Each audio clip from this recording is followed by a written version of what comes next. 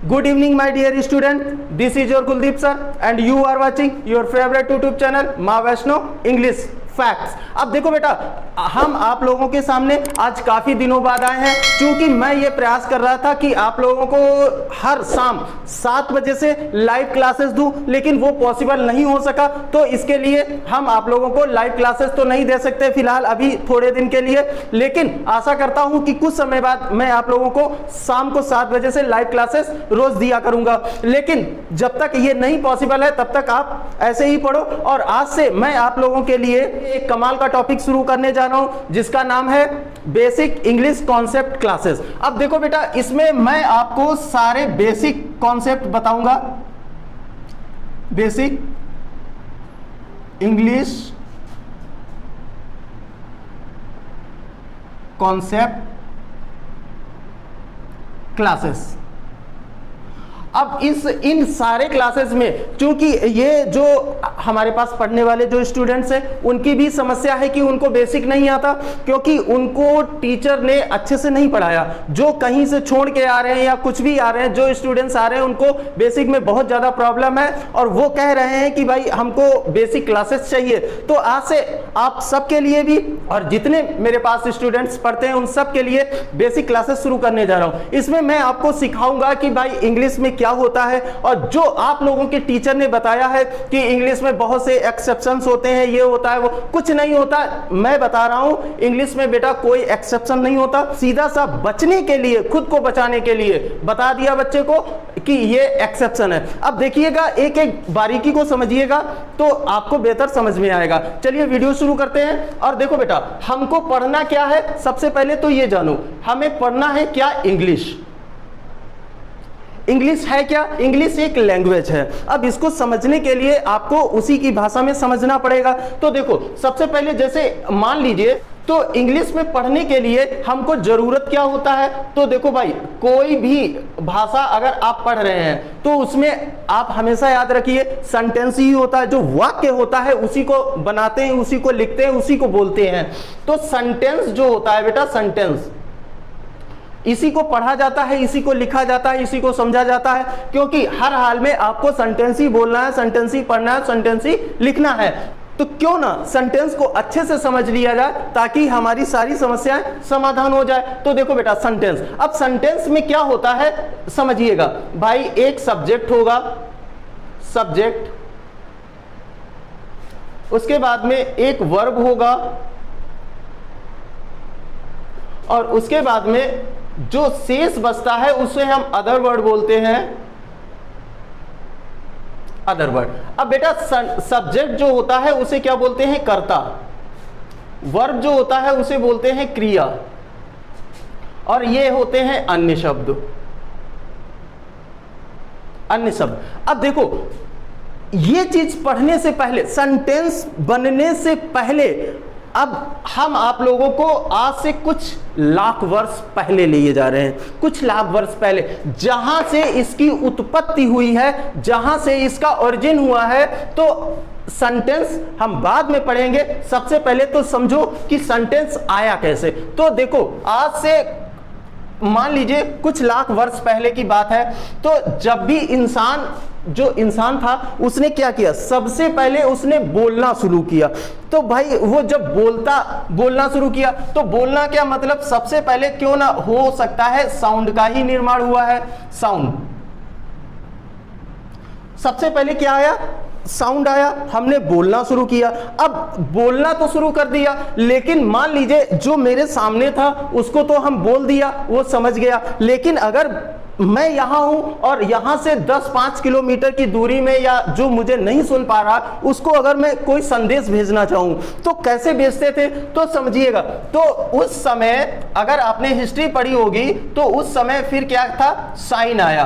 अब देखिए, हर लैंग्वेज को, जो लैंग्वेज थी उसका कोई ना कोई एक सिंबल बना दिया गया। अगर मान लीजिए जैसे यहां पर ए लिखा है, अब ऐसा सिंबल अगर बना दिया गया उस समय, तो इसका कोई ना कोई मीनिंग रहता होगा ना। ना, तो ऐसे ही क्या हुआ, साइन आया और हर व्यक्ति अपने वो खास साइन बना करके और लोगों के पास भेजने लगे कि भाई मैं जब ऐसा लिख दूं तो आप समझ जाइएगा कि ये बात है। तो साइन आया।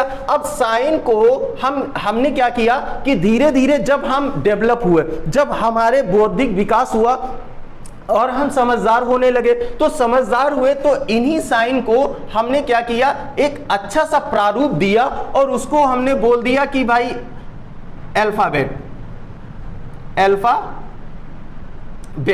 अब क्या हुआ बेटा कि जैसे जब इंसान का बौद्धिक विकास हुआ तो उसने समझा कि ये केवल साइन से काम नहीं चलेगा, क्योंकि जैसे जैसे हमारी जरूरतें बढ़ी, जैसे जैसे हमारा बौद्धिक विकास हुआ तो इन साइन से काम नहीं चला। अब फिर क्या आया, लेकिन जो साइन हम लोग बनाते थे पहले, जो हम लोगों के पूर्वज थे, तो उन्होंने क्या किया, उन्हीं साइन को ठीक करके एक सीरीज क्रम में रख दिया और उसी क्रम को बोल दिया कि ये क्या है, अल्फाबेट। अब अल्फाबेट मींस जानते होगे ना, वर्णमाला होता है, वर्णमाला। तो इसी अल्फाबेट, इस अल्फाबेट में होता क्या क्या था, ये भी समझने लायक बात है। तो इस अल्फाबेट में होते थे लेटर्स, लेटर्स होते थे।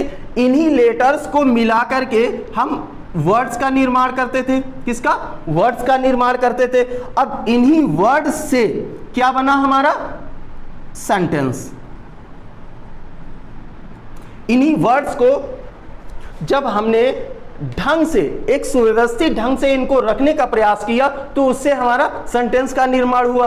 अब चूंकि हमें तो ये सब कुछ पढ़ना है, तो सबसे पहले क्यों ना हम अल्फाबेट के बारे में जान ले। तो अल्फाबेट के बारे में अगर जान जाएंगे तो हमारा सेंटेंस जो होगा उसको समझना बहुत ज्यादा सरल हो जाएगा। तो सबसे पहले हम आप लोगों को अल्फाबेट के बारे में बेसिक जानकारी देते हैं और समझिएगा अच्छे से। Alphabet, alphabet A-E-I-O-U। अब A-B-C-D-E-F-G-H-I-J-K-L-M-N-O-P-Q-R-S-T-U-V-W-X Y और Z। अब देखो ये हमारे सामने एक अल्फाबेट लिखा हुआ है। हमारा इंग्लिश का जो अल्फाबेट होता है इसमें क्या होता है, 26 लेटर्स होते हैं, 26 लेटर्स। अब इसको आप अगर समझ गए तो इंग्लिश इतना आसान हो जाएगा कि समझिए। ये क्या होता है बेटा, ये हमारे A-E-I-O-U जो लिखे हैं ये 5 क्या होते हैं, वॉवेल होते हैं, वॉवेल।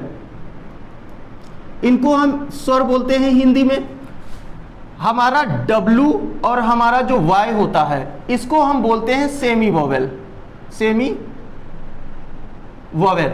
अब सेमी वॉवेल, चूंकि ये सेमी वॉवेल है, यहीं से आप लोगों को टीचरों ने बेवकूफ बनाना भी स्टार्ट कर दिया कि अभी बताऊंगा, जब इसके आगे वर्ड्स को जब फॉर्मेट करूंगा तब बताऊंगा कि आप लोगों को टीचर कितना बेवकूफ बनाते हैं एक्सेप्शन के नाम पर। इसके बाद में ये जो है इसको बोलते हैं, बाकी जितने बचे ये सब कॉन्सोनेंट होते हैं, कॉन्सोनेंट, कॉन्सोनेंट होते हैं।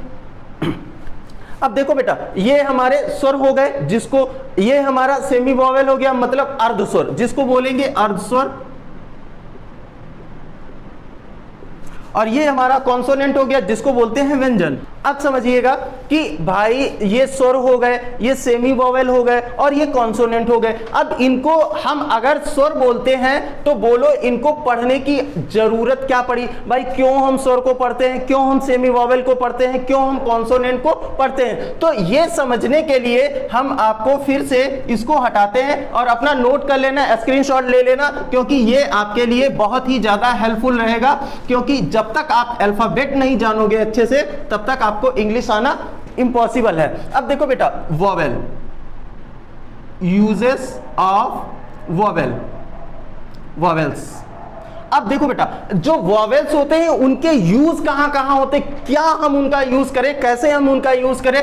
तो आप समझिएगा कि भाई जो वॉवेल होते हैं ये इनके 2 यूज होते हैं।